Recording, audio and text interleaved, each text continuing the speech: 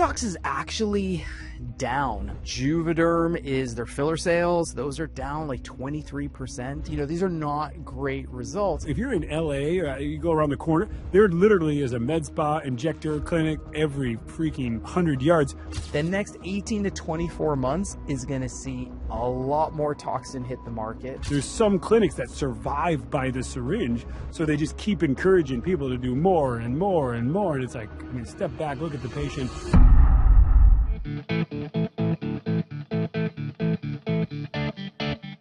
Today, want to kick off, want to talk about something. There is this crazy article that came out in Bloomberg, and it was titled "The Fight to Save the $2.7 billion Botox Empire." So basically, what's going on in the world of Botox, this is just really interesting, is that Botox is actually down. Allergan is the maker of Botox. Allergan, it's a public company, so they report their numbers. We get to see what's going on. Their Botox sales have not been great. Juvederm is their filler sales. Those are down like 23%. These are not great results. And there's a few things that are driving this. We're going to just talk hold on, about I'm going to chime in because there's a couple important points. So for the general listener who's not in the aesthetic world, Botox, AbbVie, you might argue with this, Don, but many would call them the Coca-Cola of the aesthetic 100%. world. They're Kleenex. And then there's Pepsi and Mountain Dew and Sprite and all the other competitors. But they really were, I don't know if they were the first, but they really were the first to dominate. Yeah, and in fact, I use the word Kleenex because Kleenex, way back in the day, was fighting companies not to say Kleenex. They were fighting just people saying Kleenex because they're like, no, only we are Kleenex.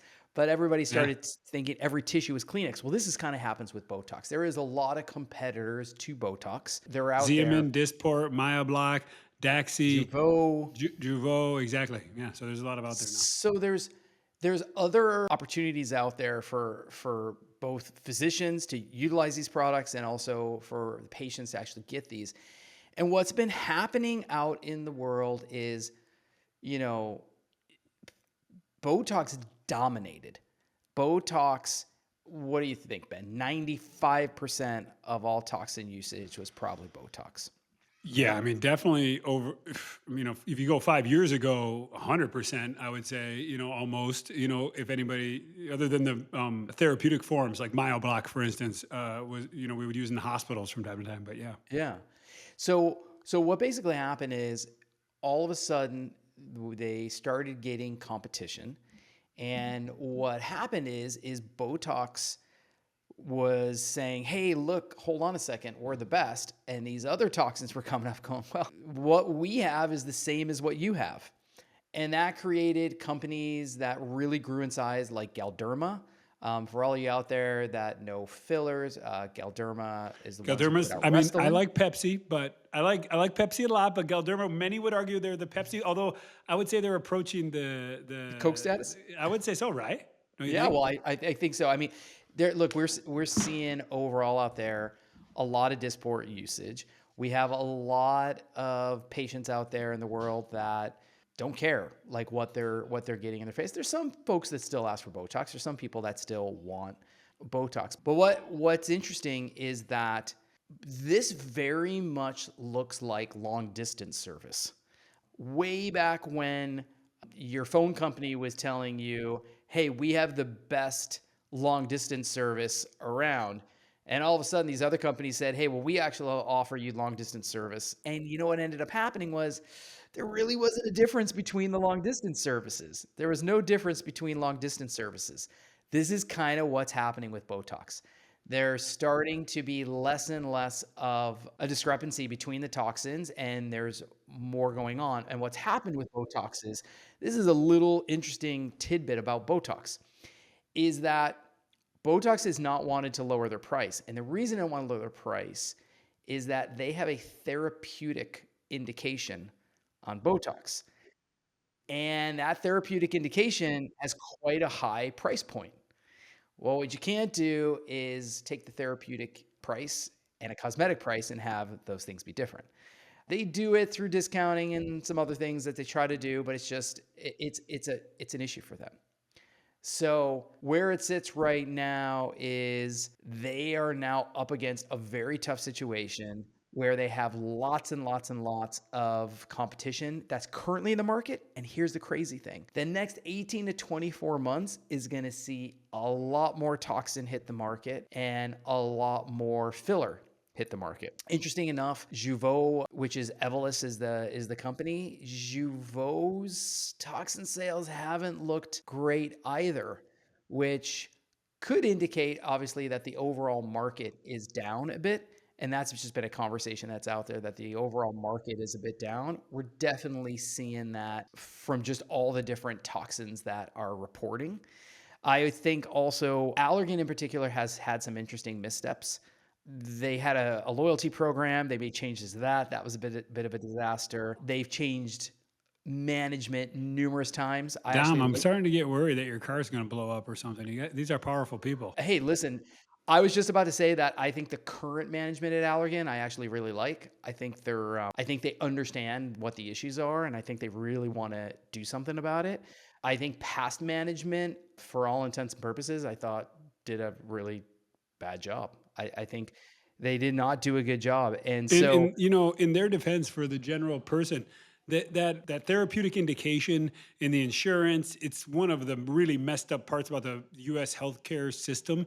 So they can overbill insurance, then they underbill if you're cash paying. So yep. their hands are probably truly tied to a certain degree, right? Yeah, Oh, I think they're in a tough spot on that. I think yeah. so. I think that's true. I think the problem is they've just been adding a little bit of insult to injury. And just listen, this is going to be my business stuff coming out. So Yeah. for all you business wonks out there, any business has to be really careful thinking that what you have is more valuable than what the market perceives its value actually is. Um, you're saying, hey, what I have is incredible. It's fantastic. That's fine. But if the market doesn't think that is the case, the market is going to put its own perception on that. And that is going to change the value in which your product or service or whatever it is, its total value actually is. And, I think you know, that's the a key to problem. that, you can get away with that when there's not 9 direct competitors. But when the Sure. competitors start to prove themselves and say, "Hey, look at I also work really well. I also make people look nice. I also, you know, but we can co-brand, we can co-market, we can, you know, yeah." And part, I know, like you alluded to, some of them don't have the therapeutic application, so they have more freedom. Yeah. You know what I mean? Yeah, I, it's a big thing. I think that's true. I think a couple more things I just want to hit in this is that, in the article, they were saying, yeah, people are coming in asking for Xeomin, which by the way, I think out of all of the toxins, I usually see Xeomin used the least.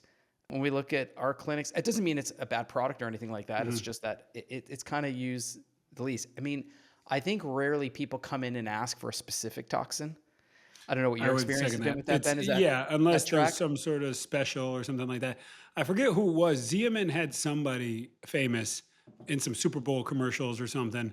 So there was a time, yeah, but when, you know, that's what it takes, you know, but yeah, rarely. You're right. They say I want neurotoxin, or to the Kleenex comment, they say I want Botox. Yeah. Botox. Yeah, Yeah. exactly. Do you think it's now? I think it's, and I think this is interesting. Like, I think it's now like in vogue to say that you don't have filler and toxin when you actually do have filler and toxin. Like, is the stigma? I think it's possible that the stigma had come completely down, and I would say around 2022 was probably the lowest it ever was. And then I feel like the stigma's kind of just creeped back up a little bit. Yeah, What do you think you about know, that? it really oscillates. I'm sure it's almost sinusoidal, where unfortunately, I think it's very celebrity driven. You know, a lot of them are really getting out there that they do this stuff, and then people are like, "Oh my God, I'm not like them. I do it myself, or I do it differently." You know, so you see it in waves. There's still that group of people who say, "Screw it, I don't care. I want to look good." And then there's the people who say, "No, I don't do that. I'm very clean and green and organic." You know.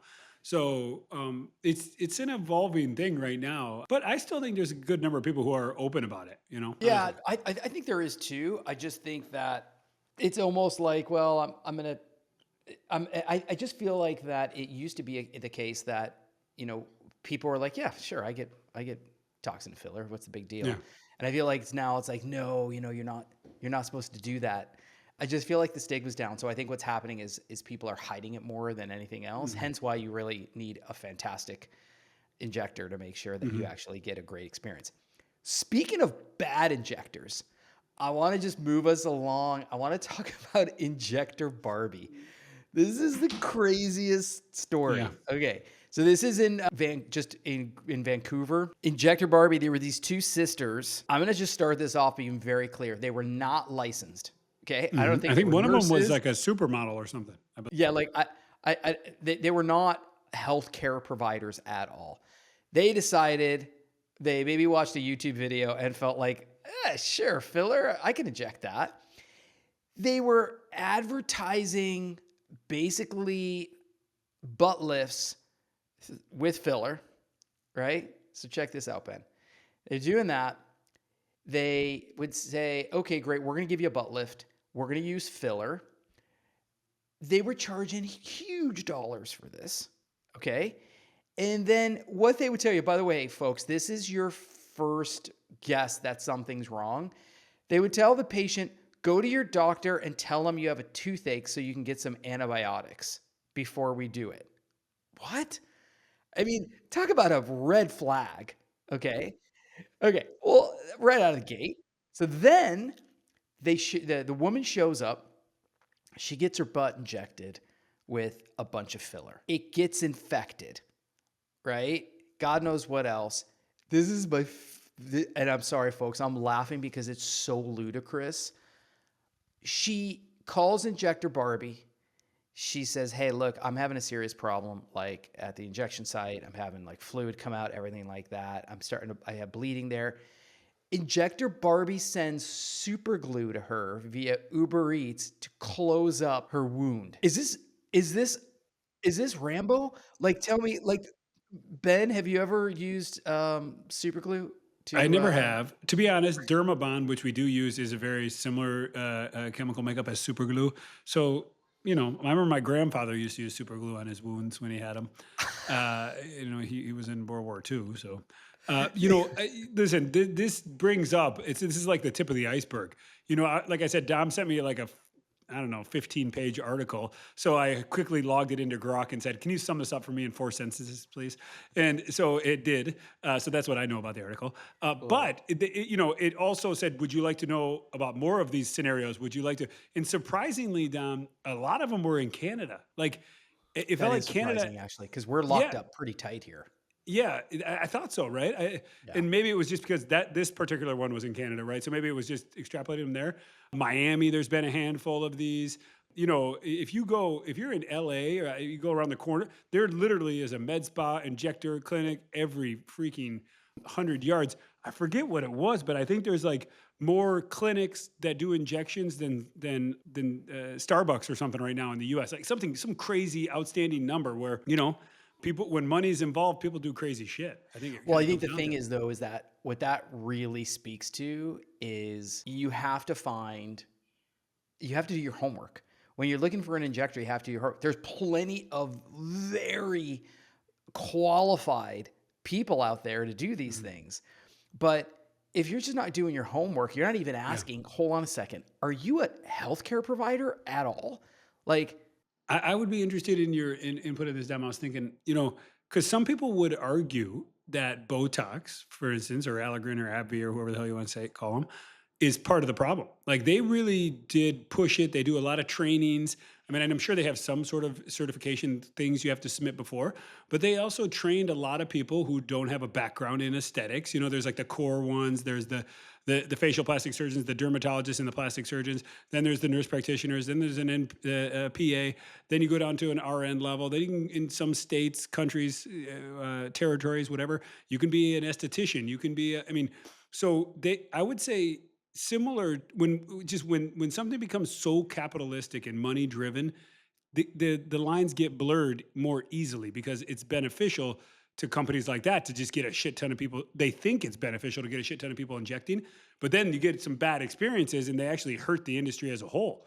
So it's very similar, when I was in med school, it was the pain scale. Nobody could be in pain. You couldn't do pain. We found out that was essentially driven by the narcotic industry that had become so money driven that they made it. I mean, I used to give people 150 pain pills when I was in med school and residency because we were told they can't be in pain. We're like, oh, they'll just throw them away.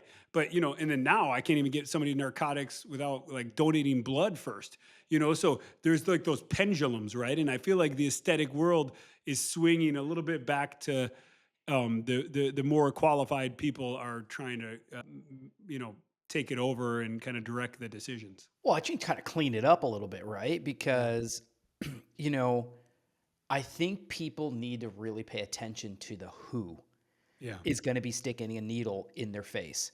Also, also that includes your butt, folks, too. Yeah. Like, I mean, you have to be Because you very, can listen. There's techniques to use filler to augment the buttocks. I mean, of course, that's I not don't a do that, problem. but like, But you need someone qualified, yeah, don't you? yeah, no, 100%. Actually, that's probably one of the most dangerous places to put filler because the vessels are huge, and you can cause an embolism similar to like the BBL, the Brazilian butt lift style.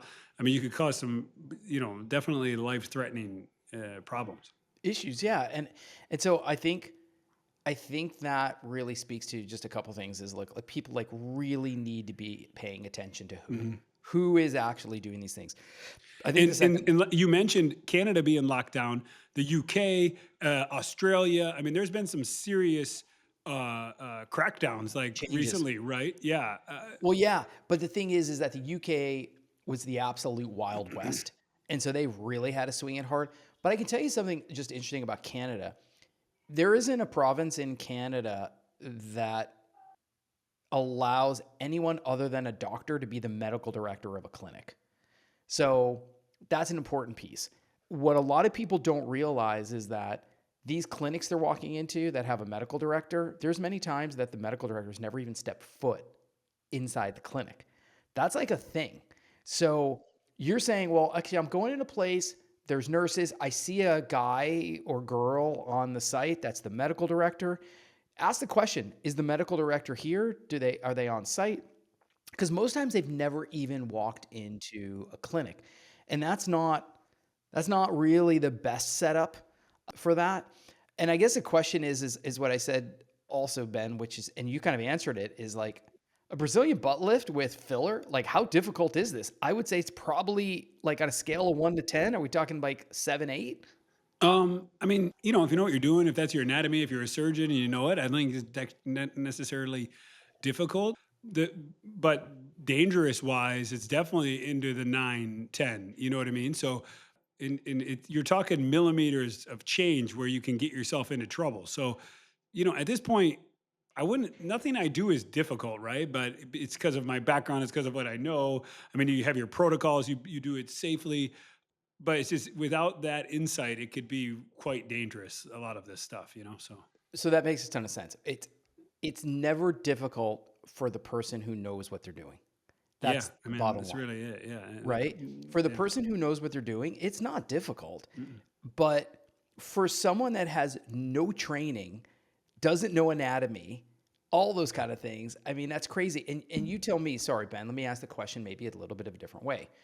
Um, I'm a nurse, I'm a PA, I'm a doctor. I took a weekend course on Botox and filler. Um, should I be injecting fillers for a Brazilian butt lift a month later? Like, In my opinion, no. And this is where I would argue that some of the companies they do those. And even, I have friends that are ER physicians and they're like, I think I'm going to start doing Botox. And I'm like, listen, I mean, it's not Botox is fun, it's good, but you can really cause some damage with Botox if you do it improperly. You can definitely piss somebody off for a good 3 to 6 months if you do it improperly. sure. So, and these are people paying cash for finesse things, sub millimeter, a millimeter, 5 pieces of paper put together, that thickness, you can really make somebody look worse than better. So now, for me, it's easy. I've done it thousands of times, so it's not hard for me. Right. But you're talking millimeter changes. So yeah, I don't know if I'm explaining that properly or not, but yeah, it's No, one of you're those explaining things. it. I Yeah. think you're doing a good job. I think that people don't understand that. when you talk to people who really, really know how to inject, let's just take toxin for a second. Mhm. Things like spread, things like depth of the needle, Mhm. these kind of things, they don't understand how absolutely Yeah. intricate it is to get the right outcome. Yeah, and the dilution and the size of the needle. I mean, there's so many variables that the smallest change can make a significant difference. Um, Yeah, it's one of those things, and alluded to it earlier. Unfortunately, these kind of, which is the few still, bad actors are kind of giving us all a little bit of a bad rap as an industry. I mean, I always say, everybody's like, I don't want to look stupid. I see so many people with filler, they look stupid. I was like, Mhm. do you know how many hot people you see with filler? You just don't know they have it. So Yeah. it's 10 to 1. Of course, the stupid ones, go blow up on Instagram because they look ridiculous. But one of the big issues with the non-surgical filler injector world is you pay. I tell every patient this: you pay me per syringe. I don't really make that much money on filler. I do most of my stuff on surgery, but I love fillers. I think they do great. But if I do one syringe, I get $1,000. If I do two, I get $2,000. If I do three, I get $3,000. So there's some clinics that survive by the syringe. So they just keep encouraging people to do more and more and more. And it's like, I mean, step back, look at the patient, look at the aesthetics as a whole, do some cephalometrics, go through it. I mean, if you really listen to the Doris Day episode that we just did, you can Mhm. see in somebody's mind who like really cares about the patient as a whole, their aesthetic, their mental health, and those are the people you want to go see that can take this really almost obsess about it to an unhealthy degree. Sorry, that's a really good point. I don't want to lose what you just said, which is this combination of obsessiveness on result and technique and those things combined with experience Hmm. That's what and it is. knowledge is is what you're actually looking for. And Ben, you just said something else is that the thing in the industry a lot of people don't talk about is that usually the best outcomes that you see out there are ones that you actually don't know are outcomes, that you Hmm. don't actually know that someone had filler, that someone had Botox. It's so natural, looks so beautiful, looks just so great that people look at that and go, God, that person just looks great. But they Hmm. don't look at them and say, oh, they got Botox and filler. Yeah. Yeah, No, that's the it's big true. difference.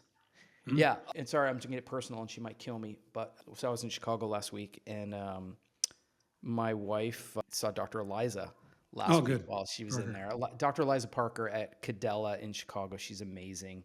My wife went in there, and then I saw Eliza, and she's like, "Okay, don't be mad. I actually put a little bit of filler in your wife's lips." And I look at my wife. And my wife was elated, like she was so happy. And guess what?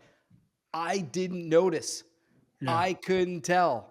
I thought she looked beautiful, but she's my wife and I always think she Yeah. looks beautiful, but she looked great. But first of all, my wife was totally elated. I didn't even it didn't know. It's like she Yeah. didn't have duck lips. She didn't have any of those kind of things. And it's like those are great results. Yeah. Like those are great Yeah. results. That's So true. anyway, Ben, I want to talk about this, man, because this is just out of control. This is out of control, man. This facelift craze.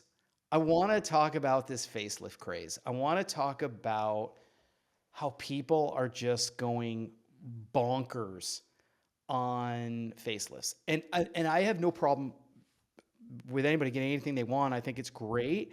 I more want to talk to you because you are the man, I want to understand about the necessity. They're blowing right past, hey, let me just get a little bit of filler and I need a facelift. And I feel like it's getting younger and younger. And I just want to get your general thoughts on that.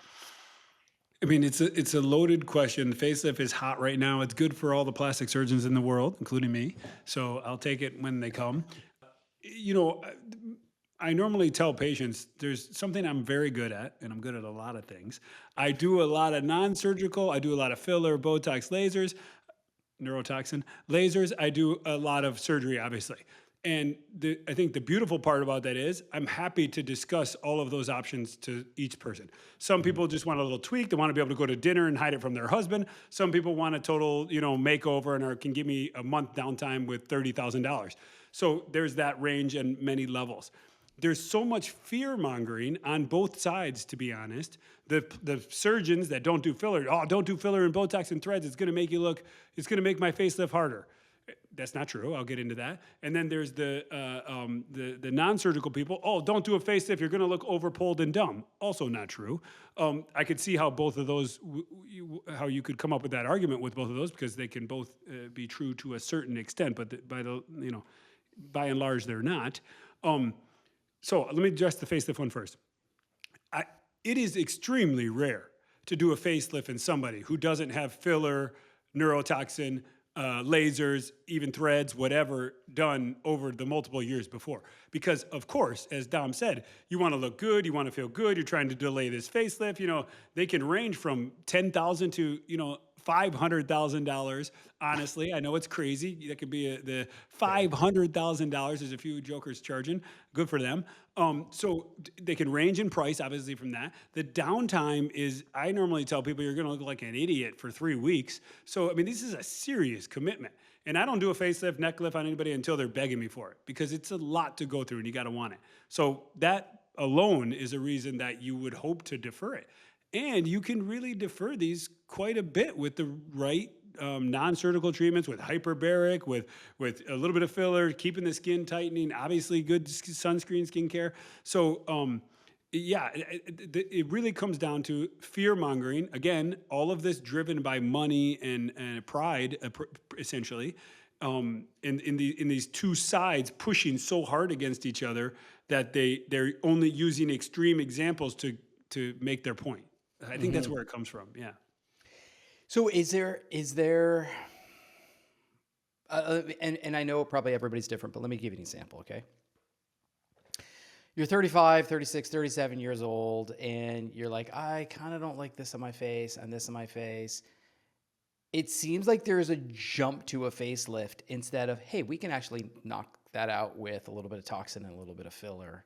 And we should try to do that as long as we can until it's time for a facelift.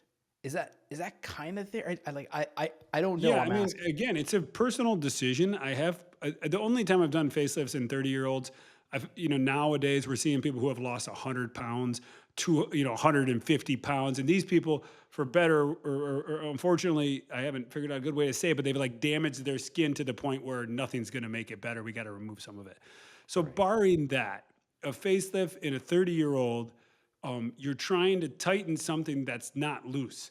And what happens, I mean, this is just physics, anatomy, physiology. When you try to tighten something that's not loose, the scar is going to widen a little bit. They're going to get a pulled sensation. So you just got to be really selective. And yeah, in my mind, yeah. So I've never heard that. Say that again. You're trying to tighten something that's not loose. Yeah, it's That's a you big can't just deal. yeah, you can't just cut skin out if there's not excess skin, right? It's at the expense of something. It's just how the body works. It's how anatomy works. It's how physics work. It's simple. And then you're gonna end up with a scar. And the other thing I tell people, a facelift lasts 10 years in the best of hands. These hands, Right. maybe 15 if you really get lucky and take care of yourself. So you're 30, you're hopefully going to need 7 facelifts, and they don't get easier. I did one woman. I was her 4th facelift. She was 83, so I didn't do her prior 3. And it was a bitch. It was hard. It does not get easier. The layers are a little bit complicated. So yeah, it comes down to, if you do it when you're 30, you're not going to be making much change because you can't remove that much skin. You can't move much tissue. You're going through this thing. You're going to look all beat up, and then you're going to do it again when you're 40. And then when you're 50, and then again when you're 60. They say the person that's going to live to be 150 is alive today, Dom.